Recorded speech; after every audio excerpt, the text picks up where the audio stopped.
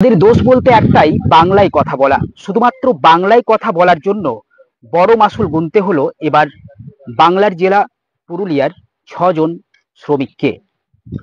বাংলাদেশি সন্দেহে উড়িষ্যা সরকার তাদের আটক করে রেখেছিলেন। বহু নথিপত্র দেখানোর পর সেখান থেকে মুক্তি পেয়ে বর্তমানে তারা বাড়িতে ফিরেছেন। শুধুমাত্র বাংলায় কথা বলার জন্য এত বড় যে তাদের মাশুল গুনতে হবে তা তারা কল্পনাতেও ভেবেছিলেন না। বাংলাদেশি সন্দেহে টানা 4 দিন উড়িষ্যা সরকারের কাছে আটক থাকতে হলো তাদের।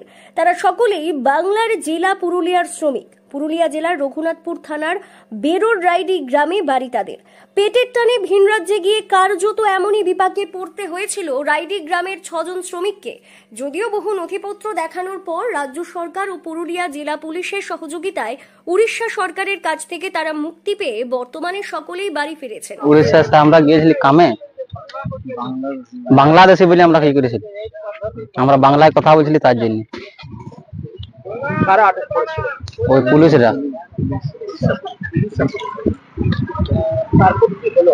তারপর আমরা জেলে রাখলো, তারপরে ডকুমেন্টস খুঁজলো, ডকুমেন্টস দেখালে তারপরে ছাড়লো না আমরা। ডকুমেন্টস তোমরা দেখাতে পেরেছিলে? হ্যাঁ, দেখাতে পেরেছিলাম আমরা।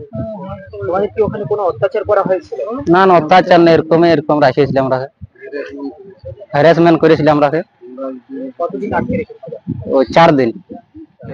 ভয় লাগে এবারে। আর কি উড়িষ্যা কখনো যাবে কাজে? না, যাবো না উড়িষ্যা।